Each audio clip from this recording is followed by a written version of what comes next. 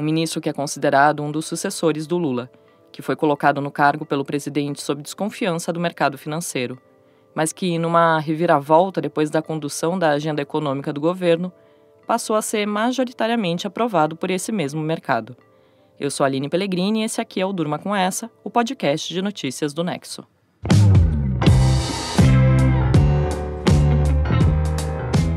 Olá, eu sou Marcelo Rubissec e estou aqui com a Aline para apresentar esse podcast que vai ao ar todo começo de noite, de segunda a sexta, sempre com notícias instigantes que podem continuar a ecoar por aí. Quarta-feira, 12 de julho de 2023, dia em que a Genial Quest publicou uma pesquisa sobre a avaliação de Fernando Haddad entre agentes do mercado financeiro. O ministro da Fazenda, do Lula, tem 65% de aprovação. É o maior nível desde o início do governo. No primeiro levantamento, em março, o trabalho dele era considerado positivo por 10% dos entrevistados. Ou seja, a aprovação do Haddad subiu 55 pontos em 4 meses. É uma reviravolta na opinião do mercado. Também caíram as avaliações negativa, que está em 11%, e a regular do ministro, que está em 24%.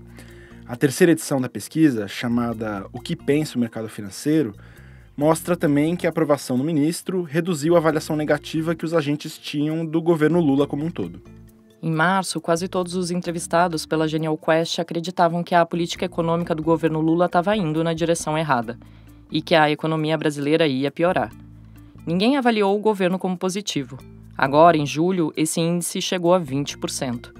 A pesquisa ouviu 94 gestores, economistas, analistas e tomadores de decisão das maiores casas de investimento do Rio de Janeiro e de São Paulo. O levantamento foi feito entre os dias 6 e 10 de julho. Primeiro, o mercado olha a condução da política econômica e diz que ela está indo na direção certa. Essa é uma mudança que a gente também percebeu ao longo desse período. O mercado aprova a proposta apresentada pelo governo da nova meta de inflação contínua. E, terceiro, o mercado acredita que o governo vai ser capaz de aprovar a agenda que precisa no Congresso Nacional. Isso tudo somado dá ao Haddad um poder político que está sendo avaliado pelo mercado financeiro de maneira positiva, somado, claro, a 2 mudanças objetivas recentes. Primeiro, a aprovação do arcabouço fiscal na Câmara dos Deputados e, segundo, a aprovação da reforma tributária. Ou seja, o mercado está em lua de mel, indo para Maldivas com o Haddad nesse momento. Você ouviu aí o Felipe Nunes, diretor da Quest, em entrevista ao portal UOL, explicando a mudança no julgamento do mercado financeiro, personagem constante no noticiário do Brasil. Na prática, aquilo que a gente geralmente chama de mercado equivale à soma dos vários agentes que atuam em espaços em que se negociam diariamente ativos financeiros. Então, ações, moedas estrangeiras e títulos, por exemplo. No geral, são pessoas ligadas a bancos, corretoras ou fundos de investimento, e que justamente por essa ligação movimentam cifras que chegam até a casa do trilhão anualmente. Seus representantes costumam se manifestar sobre temas como a inflação, taxa de juros, política fiscal e contas públicas, seja via reportagens na imprensa, seja pelo Boletim Focus do Banco Central. E são geralmente pessoas que nunca confiaram muito nos governos petistas. Em 2002, na sua 4ª tentativa de chegar à presidência, Luiz Inácio Lula da Silva era visto com receio pelo empresariado e por agentes do mercado financeiro, que temiam uma virada esquerdista radical no país. Existia uma preocupação de que o Lula fosse colocar em risco a estabilidade econômica alcançada a duras penas com o Plano Real em 94. Para viabilizar sua candidatura, então, o Lula publicou a Carta ao Povo Brasileiro, se comprometendo a manter as bases econômicas do governo Fernando Henrique Cardoso. Mas mesmo com a divulgação da carta, o petista assumiu o poder em 2003 sob desconfiança dos agentes de mercado. Quando chegou na presidência, o Lula adotou políticas econômicas ortodoxas, como aumento de juros e redução da dívida pública. Nessa época, o ministro era o Antônio Palocci. O país também se aproveitou do boom de commodities, aumentando as exportações. Em 2006, ano eleitoral, o país tinha bons números de crescimento do PIB, inflação baixa e pobreza em queda. De forma geral, o crescimento econômico foi mantido no segundo mandato, sob uma gestão com maior participação do Estado. Alguns economistas criticaram a política econômica adotada por Lula nessa época, considerada por eles excessivamente intervencionista. Mas apesar disso, foi uma relação entre governo e mercado sem grandes sobressaltos. Essa relação do governo PT com o mercado só azedou mesmo com a Dilma Rousseff, eleita com apoio do Lula. A economia começou a perder fôlego. O ajuste fiscal proposto por ela em seu segundo mandato, contrário ao que ela tinha prometido em campanha, acabou com a credibilidade que ela tinha entre os setores do mercado e do empresariado. O Brasil entrou numa forte crise a partir de 2014. Houve uma recessão até 2016 e o mercado acabou reagindo positivamente ao impeachment da Dilma naquele ano. Em 2022, o medo de 20 anos atrás de uma esquerda radical, de um Brasil comunista, era uma das justificativas de uma parte do bolsonarismo para atacar Lula. Mas não só dos bolsonaristas, de uma parte da Faria Lima também. No mercado financeiro, o medo era um pouco diferente. Ele vinha mais na forma de agentes expressando pânico de que Lula interviesse excessivamente na economia, ampliasse demais os gastos e retomasse políticas que marcaram a recessão dos anos 2010. Dias antes do segundo turno, o então candidato à presidência voltou a adotar a estratégia da Carta de 2002 e divulgou um documento em que se comprometia a adotar uma política fiscal responsável caso fosse eleito. Chamada de Carta para o Brasil do Amanhã, o texto foi feito para acalmar os temores do mercado. Mas depois de eleito numa frente ampla, tudo ficou mais tenso quando o Lula não colocou alguém amado pelo mercado no Ministério da Fazenda, e sim o seu pupilo Fernando Haddad.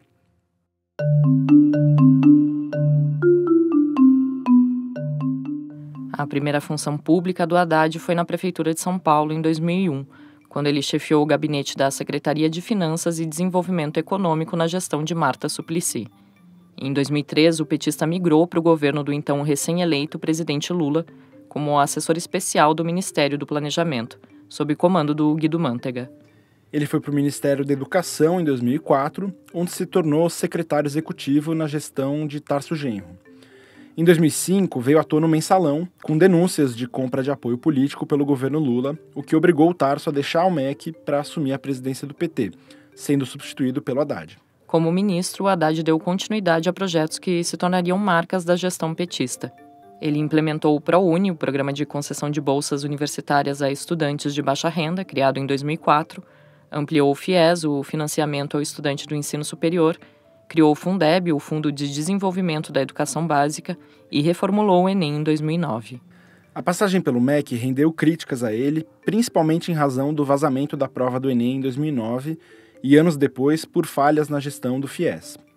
Mas a atuação no Ministério serviu para o Lula apostar no Haddad como candidato do PT para a Prefeitura de São Paulo nas eleições de 2012. O Haddad foi eleito prefeito no segundo turno. A primeira experiência do Haddad num cargo eletivo foi tumultuada. Em 2013, ele teve de lidar com os protestos de junho, iniciados contra o reajuste da tarifa do transporte público. Depois, ele sofreu a influência do desgaste do governo Dilma Rousseff, abalado pelas crises econômica e política e também pelo avanço da Lava Jato. Em 2016, ano de intensos protestos contra o PT e ano também do impeachment da Dilma, o Haddad tentou a reeleição, mas foi derrotado já no primeiro turno pelo empresário João Dória. Aí, em 2018, faltando menos de um mês para o primeiro turno das eleições, ele substituiu o Lula como candidato do PT à presidência. Foi definido pelos opositores como o segundo poste de Lula, em referência à indicação de Dilma Rousseff como candidata ao cargo em 2010. Ele perdeu no segundo turno para o Jair Bolsonaro e voltou a dar aulas. Em 2022, concorreu ao governo do estado de São Paulo, mas perdeu para o Tarcísio de Freitas. Eu fico com vergonha. Qualquer acordezinho aí já resolve. Essa é o Blackbird. Você ouviu aí o ministro tocando violão em entrevista para o podcast O Assunto do site G1. Muito bem, ministro Fernando Haddad. Fernando Haddad foi anunciado por Lula para comandar a política econômica do país em 9 de dezembro.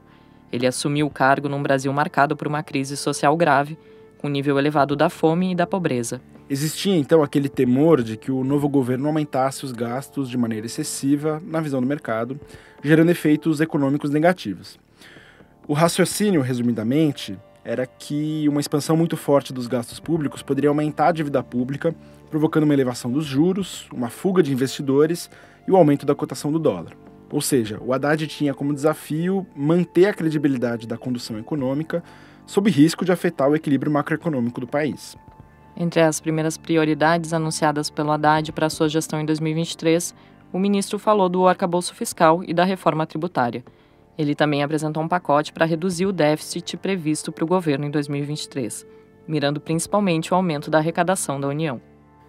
O arcabouço, proposta para substituir o teto de gastos, foi aprovado com apoio expressivo pela Câmara dos Deputados em 24 de maio. Também foi aprovada depois no Senado em 21 de junho, mas com alterações.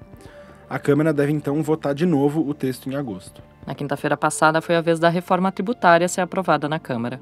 O tema era discutido há décadas em Brasília, mas sempre empacou em interesses setoriais e políticos. Aí, na sexta-feira, os deputados aprovaram o projeto de lei que dá ao governo o desempate em disputas no CARF, o Conselho Administrativo de Recursos Fiscais, que reduz o déficit previsto para o governo em 2023. A agenda econômica é uma das áreas que mais avançou no primeiro semestre de 2023.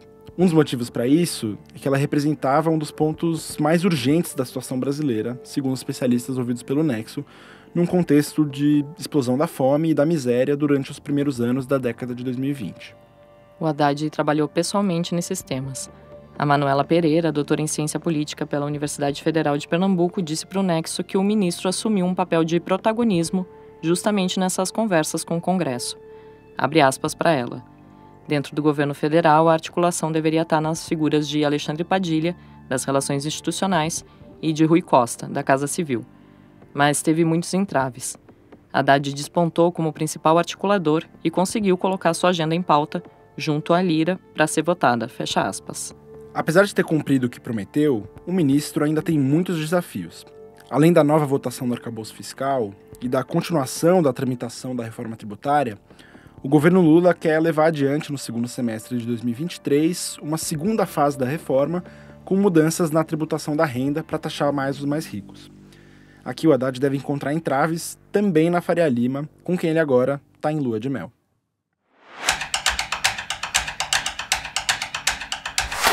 Termina nesta quarta-feira a reunião de líderes de países da OTAN, a Organização do Tratado do Atlântico Norte, em Vilnius, na Lituânia. O Marcelo Montanini escreveu sobre o assunto. Marcelo, o que foi discutido pela aliança? 2 assuntos dominaram essa cúpula da OTAN. O primeiro foi o sinal verde da Turquia para o ingresso da Suécia. O presidente turco, Recep Tayyip Erdogan, disse que enviaria o pedido de adesão sueco para o parlamento turco. Ele estava segurando isso há pouco mais de um ano. E o segundo e mais tenso é a questão da Ucrânia, que está em guerra com a Rússia e quer entrar na aliança. Mas não teve ainda uma sinalização clara de quando isso acontecerá. Estados Unidos e a Alemanha pregam cautela. O presidente ucraniano, Volodymyr Zelensky, reclamou, mas até então não conseguiu um prazo, só promessa de mais armas. Eu adicionaria um terceiro tópico. A reunião também contou com líderes de Austrália, Coreia do Sul, Japão e Nova Zelândia, que não integram a aliança, mas participaram pela segunda vez consecutiva da reunião da cúpula. A OTAN está estreitando uma aliança com países da região Ásia-Pacífico para se contrapor à China e estuda abrir um escritório de cooperação no Japão, o primeiro posto avançado da aliança na região. E, Marcelo, o que isso representa para os países que são considerados adversários dos Estados Unidos? A OTAN tenta conter qualquer potencial ímpeto expansionista da Rússia, mas a adesão da Suécia já estava precificada, é uma questão de tempo. Mas isso implica em uma maior vigilância e militarização no norte da Europa e em regiões estratégicas para a Rússia, como o Mar Báltico e o Oceano Índico. Ao longo dos anos, a OTAN foi se expandindo para o leste e hoje está na fronteira russa, o que inspira maior cuidado de ambos os lados. Afinal, há uma cláusula de autodefesa na Carta da OTAN que diz que, se um país for atacado, deverá ser protegido militarmente por todos os demais. Porém, o mais curioso é a ideia da OTAN em ampliar um braço para a região Ásia-Pacífico, algo que foge da ideia original da aliança, que é ter o foco no Atlântico Norte, para conter, nesse caso, uma expansão chinesa. Esse movimento pode ser interpretado como uma provocação e é liderado pelos Estados Unidos, mas sofre resistência sobretudo da França. Você lê o texto do Marcelo em nexojornal.com.br. Como você sabe, o Nexo é um jornal independente, sem publicidade, que é financiado pelos nossos assinantes. Você pode se tornar um agora com desconto no link que a gente deixou na descrição desse episódio. Assim você vai além do Durma Com Essa, tem acesso a todo o conteúdo que a gente produz diariamente e ainda recebe nossas newsletters exclusivas.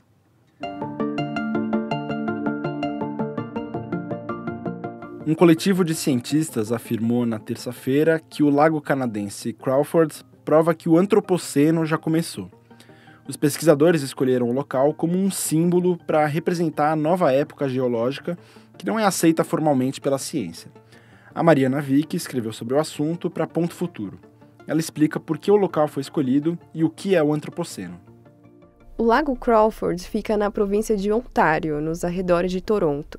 É um lago de circunferência estreita, mas com profundidade de 24 metros. Por ser um lago do tipo meromítico, as águas dele não se misturam e o fundo dele tem camadas de sedimentos bem preservadas que não sofrem perturbação da atmosfera. Essa característica é o motivo pelo qual o lugar foi escolhido como ponto de referência do antropoceno, que é um conceito que propõe uma nova época geológica, marcada por mudanças profundas no planeta decorrentes da ação humana. É possível saber o que aconteceu há milhares de anos por causa das informações que estão nos sedimentos do fundo do lago. Pesquisadores que coletaram amostras do solo encontraram ali várias marcas da ação humana sobre a Terra, incluindo isótopos de carbono típicos da combustão de combustíveis fósseis, o aumento dos níveis de fósforo e nitrogênio, que são elementos usados em fertilizantes, e traços de testes nucleares a partir da segunda metade do século XX. A investigação foi conduzida por cientistas do chamado Grupo de Trabalho do Antropoceno, que defende que a nova época entre oficialmente na escala que define eras, períodos, épocas e outros intervalos da idade da Terra. A escolha de um local símbolo para o período busca fortalecer esse argumento. Cabe agora à comunidade científica analisar esse trabalho e decidir se o argumento é válido ou não, o que deve acontecer no ano que vem. O texto da Mariana está no nextjornal.com.br/Ponto Futuro. Da disparada na aprovação de Fernando Haddad pelo mercado financeiro, passando pelas definições da cúpula da OTAN e terminando com um local escolhido para representar o antropoceno, durma com essa. Com roteiro de Aline Pellegrini, edição de texto de Marcelo Rubissec, participação de Marcelo Montanini e Mariana Vick e edição de áudio de Pedro Pastoriz, termina aqui mais um Durma com Essa. Até amanhã.